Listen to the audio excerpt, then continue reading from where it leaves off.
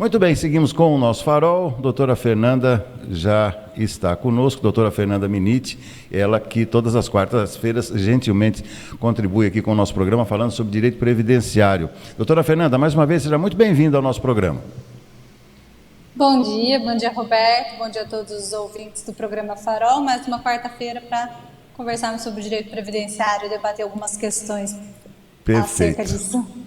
Mas antes da gente entrar na nossa pauta propriamente dita, de acordo com o que nós falamos a semana passada sobre a tal revisão da vida toda, que acabou, estava quase certa, mas depois retornou depois do pedido de vista de um ministro do Supremo.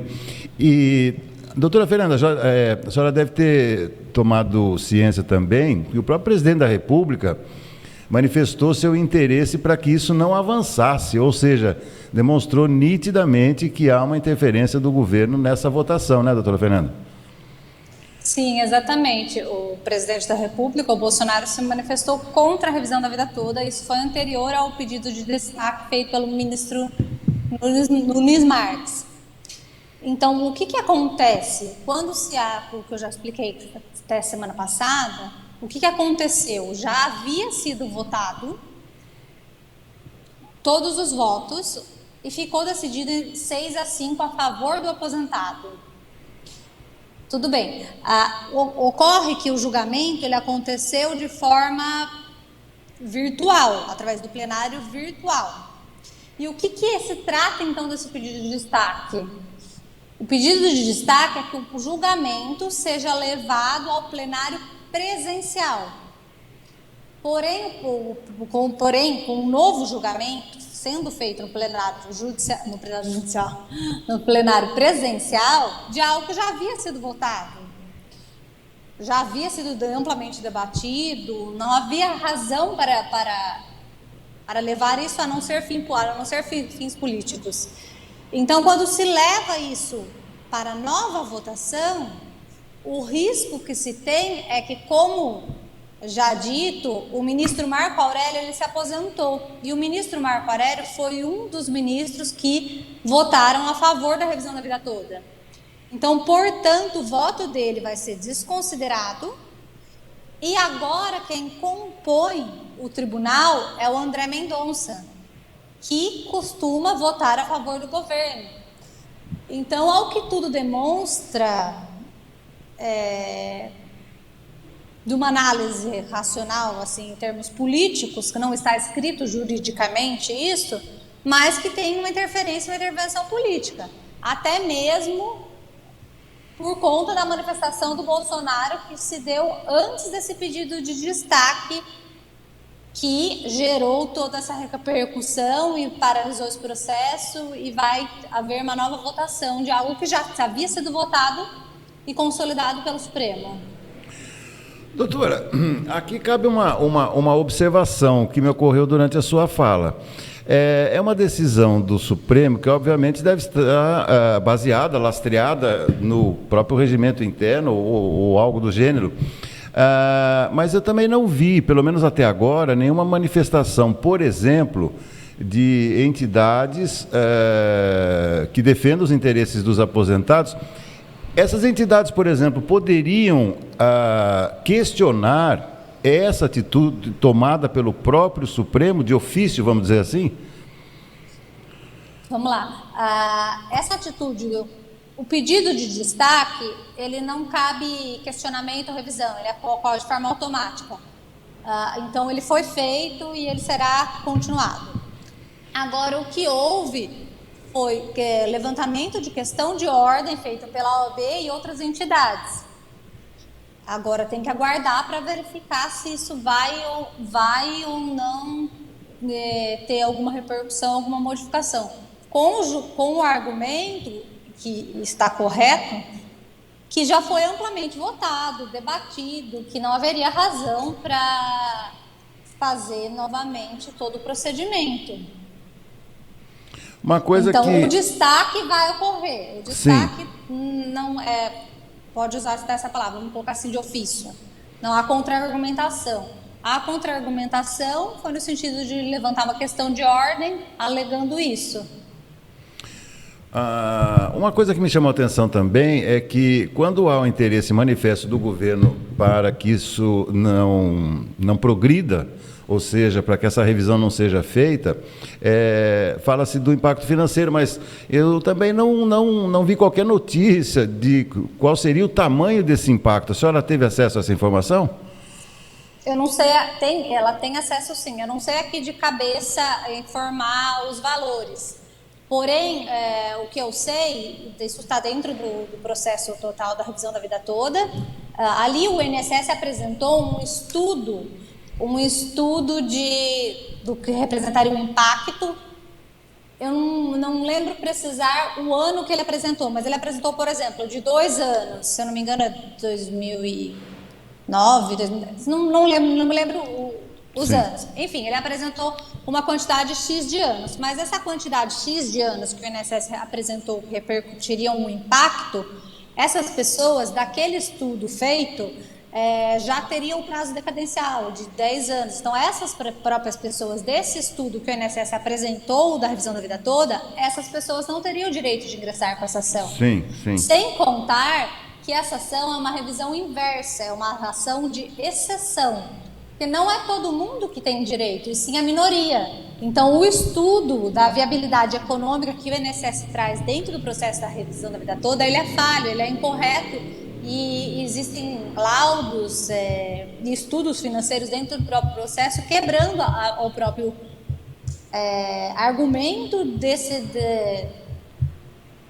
impacto financeiro. Porque, na verdade, o impacto financeiro maior é a perda do direito para o aposentado. Mas não são todos os aposentados que teriam direito, primeiro. Sim. Segundo, não são todos os aposentados que entrariam com ação, porque é uma ação judicial. Sim. Então, é uma revisão bem da minoria. Então, aquilo que o INSS coleta, que o INSS alega, que ele consta no processo, que ele informa desse estudo, é um estudo vazio. É um estudo sem respaldo. Entendi. De caso concreto.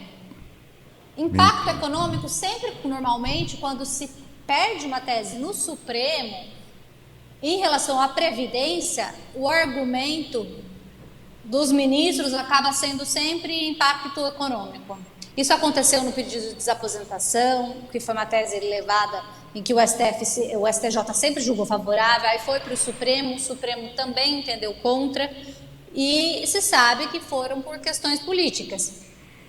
E o argumento que eles colocam sempre é este, que pode ter algumas variações, mas normalmente o argumento que eles trazem por trás é o impacto financeiro. Mas já é sabido que a Previdência ela não é deficitária, a Previdência ela tem superávit, a Previdência não tem déficit. Isso acontece muito também no direito tributário, né, doutora? Normalmente os julgamentos dos questionamentos da excessiva tributação que existe aqui no Brasil, normalmente são favoráveis ao governo, né? Porque quem julga faz parte do governo, é pago pelo governo também. Agora, o que me assusta, dentro da sua formação como advogada, é que o profissional de direito, ele defende direitos. Ele defende um direito, pode ser líquido e certo, pode não ser, pode ser questionável ou não. Mas é muito triste quando a gente vê uma discussão de um direito, da possibilidade de você ter um direito, essa possibilidade ser negada, né, doutora? Sim, concordo plenamente. Triste e frustrante. Porque o STF, ele tem decisões jurídicas brilhantes, sim, mas quando acontece do viés político, infelizmente acontecem essas coisas e não existe um órgão acima do STF que se possa recorrer. Então, as pessoas, a população, nós acabamos ficando de mão atada, porque nós dependemos do executivo, legislativo e judiciário. E se do próprio judiciário ele não julga juridicamente e usa subterfúgios políticos para votar de acordo com o interesse que a própria pessoa ou que ele esteja vinculado, isso esvazia o direito da pessoa e a própria Constituição, a própria esperança de um benefício melhor, não apenas nesta questão, mas em todas as questões que batam a porta do STF. O que eu particularmente acho, e todos os previdenciaristas, quando vai para o STJ, para o Superior Tribunal de Justiça, se tem um julgamento jurídico mais justo. Quando vai para o Supremo, depende. Às vezes é jurídico, às vezes entra a questão política. Entendi. Infelizmente. Por isso que nessas eleições presidenciais que nós teremos agora em outubro, tem sido muito frequente alguns jornalistas, alguns analistas e comentaristas da área política chamarem a atenção dos eleitores, né? Porque o próximo presidente provavelmente indicará mais 2 nomes, né, para o Supremo Tribunal, e esses 2 nomes podem ser conservadores ou mais liberais. Isso será fundamental para esse equilíbrio dentro do Supremo, né, doutora? Com certeza. Porque elas são as peças-chave para os direitos que são ali postulados. Exatamente. E dificilmente alguém que é indicado pelo presidente vota contra o interesse dele. Do próprio governo. Sim. Já tivemos isso aí.